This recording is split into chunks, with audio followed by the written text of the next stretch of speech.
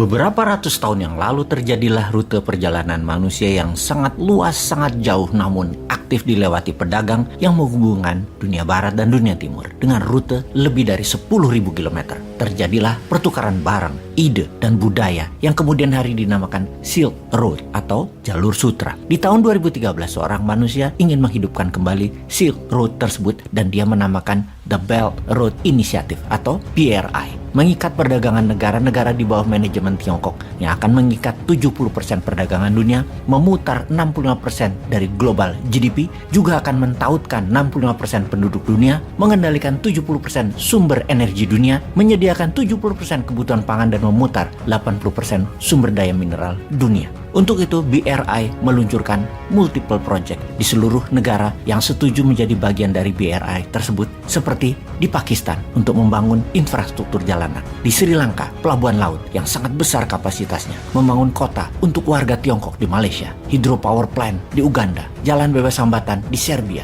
dan itu hanya sebagian kecil dari apa BRI rencanakan untuk mentautkan dunia. Yang pertama memang jalur distribusi yang dibangun, seperti jalanan, jalur kereta api, shipping line, pelabuhan, pemurnian minyak atau oil refinery, industrial park, pembangkit listrik. Semua telah dibangun di 72 negara yang setuju membangun dengan uang Tiongkok dan jadi bagian dari BRI. Di awalnya, Belt and Road yang dalam arti sederhananya adalah jalan dan ikatan ekonomi dalam propagandanya, namun yang ditakutkan oleh kaum nasionalis adalah sebentar lagi akan ditekankan bahwa yuan sebagai alat bayar, dan ini sudah di atas ekonomi karena mata uang adalah kedaulatan kalau yang paham bernegara. Kemudian ideologi akan masuk melalui budaya, kultur Tiongkok yang menjadi satu pemahaman ideologi politik tentunya. Dan ini ditakuti oleh kaum nasionalis. Ideopolitik Tiongkok menjadi bagian dari sebuah negara. Jadi, banyak yang melihat ini adalah super highway atau jalur cepat untuk membuat Tiongkok menjadi negara superpower. Inilah rencana Xi Jinping untuk menjadi world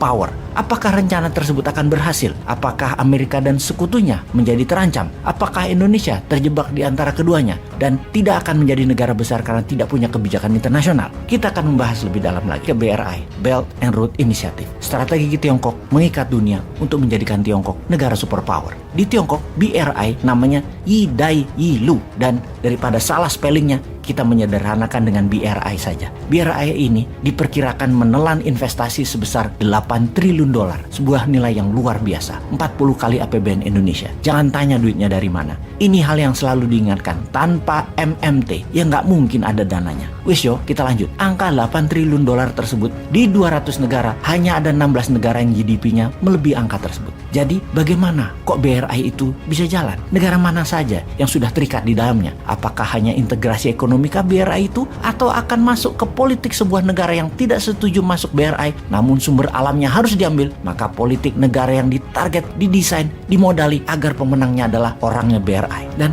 pertanyaan penting harus dijawab segera. Apakah strategi ekonomi BRI ini akan jangka panjang menguntungkan negara yang bergabung atau hanya menguntungkan Tiongkok? Kita akan mulai membedahnya. Kita kembali ke Oktober 2013 di Kazakhstan. Xi Jinping mengatakan pertama kali tentang semangat membangun kembali sejarah masa lalu di zaman modern, tentang Silk Road abad pertengahan yang akan menjadi motor penggerak ekonomi di zaman modern ini. BRI diresmikan sebagai Unified Global Market atau penyatuan pasar global mulai dijalankan. Setahun kemudian, Xi Jinping ke Indonesia dan menyatakan yang namanya Maritime Silk Road, di mana jalur laut maritim digadang-gadang karena paling murah dibandingkan jalan darat dan jalan udara dalam distribusi barang secara jumlah besar. Jalur maritim yang terbaik, jalur laut, dan tanpa Indonesia ikut, maka rencana besar Maritime Silk Road akan gagal. Laut di wilayah Indonesia, juga selat di Indonesia adalah urat nadi 80% barang made in China. Ada 6 koridor utama jalan darat dalam BRI, yaitu jalur pertama dari Jilin ke Saint Petersburg, jalur darat tentunya menggunakan rel. Kemudian yang kedua adalah dari Shandong ke Denmark, juga melalui Kazakhstan dan Turki.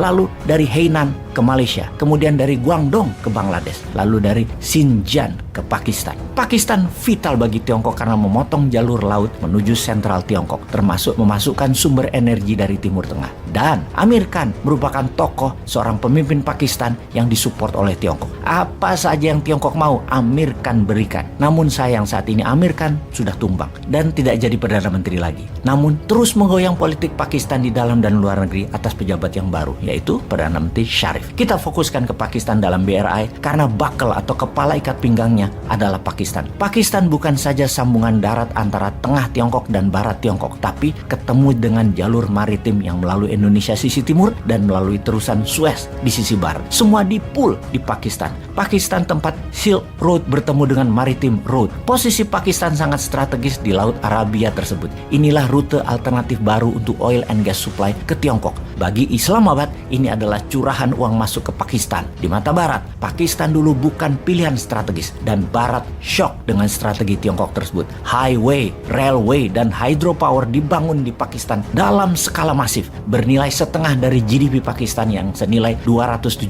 billion dolar tersebut. Siapa yang membiayai? Semua disubsidi oleh pinjaman Tiongkok. Sekali lagi, dengan pinjaman Tiongkok. Tiongkok membangun untuk distribusi barang Tiongkok, namun modalnya pakai aset negara lain. Yang membiayai adalah banknya Tiongkok, yang menerima pinjaman adalah pemerintah Pakistan. Ini proyek pastinya adalah untuk memudahkan barang Tiongkok. Tiongkok yang untung banyak, namun pemerintah Pakistan malah berhutang ke Tiongkok. Sejauh ini, pada mulai paham?